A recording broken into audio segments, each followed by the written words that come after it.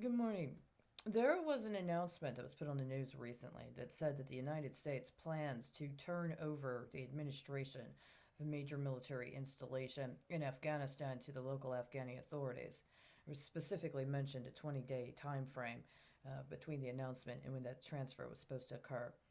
20 days has a very profound implication when we're talking about national security related matters, especially national security related matters that have international implications, such as making a public announcement in that form at the time they did to have the kind of timelines they did relative to a place like Afghanistan.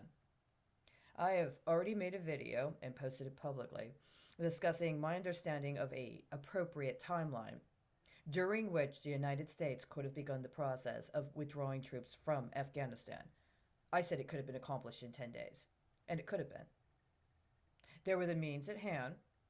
There was more than enough in terms of financing, and it would have prevented against recent announcements of a form of disingenuous entanglement in an attempt to further obstruct an appropriate transfer and or allowing for support of the local administrations that has instead commenced.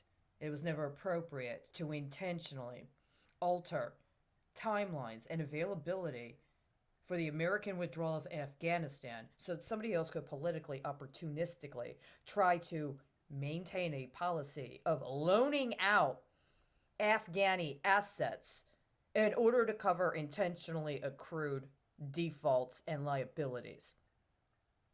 There are serious and significant crimes involving the United States' role in Afghanistan, one of which was that a number of individuals from the National Security Administration, including civilians, including a former Secretary of Defense, including command officers in that theater, allowed themselves to be put on the public record at a very critical time, saying, well, we just didn't know what the strategy was. It didn't make any sense. If you have a justifiable critique, you have every right to express it, and in some ways, I contend you actually have a duty. But there has been a game of political brinksmanship where there is a kind of reward that happens for people that make a critical analysis at a specific time and in a specific way without dealing with the substance behind those critiques or making sure to follow through.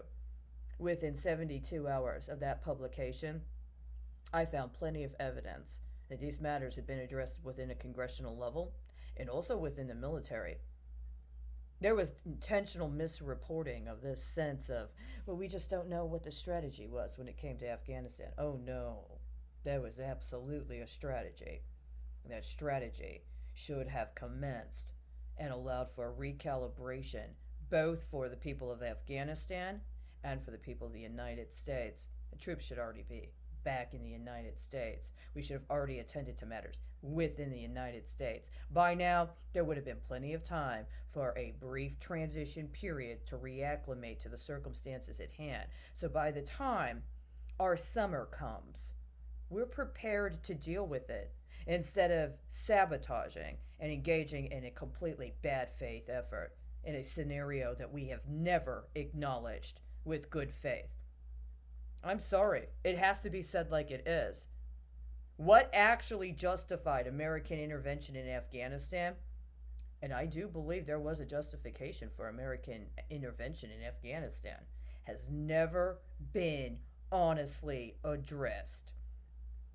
Had we already withdrawn our troops from Afghanistan, brought them back to the United States, we would have not only allowed for a recalibration that would have been advantageous to multiple individuals and multiple entities in that area, but we would have been in a better position domestically to deal with what's coming next.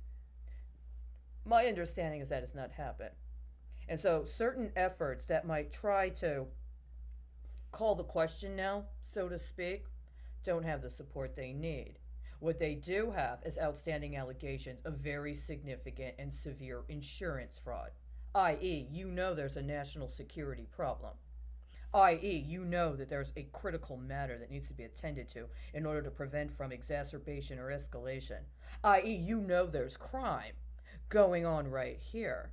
but you decide to cap the liability and give a one time award in order to cut off any further public distribution of information. Or you sit on it long enough for it to become a catastrophe, and all of a sudden that evidence becomes insurance underwriting. You don't have the insurance.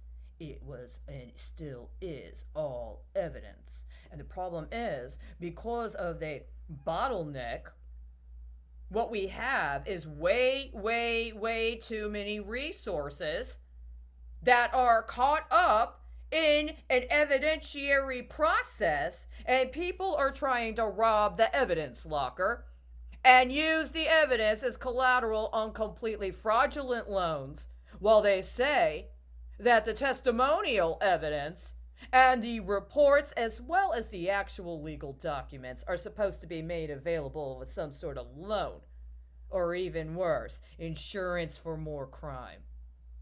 That's exactly what we've done in Afghanistan for the last 20 years, isn't it?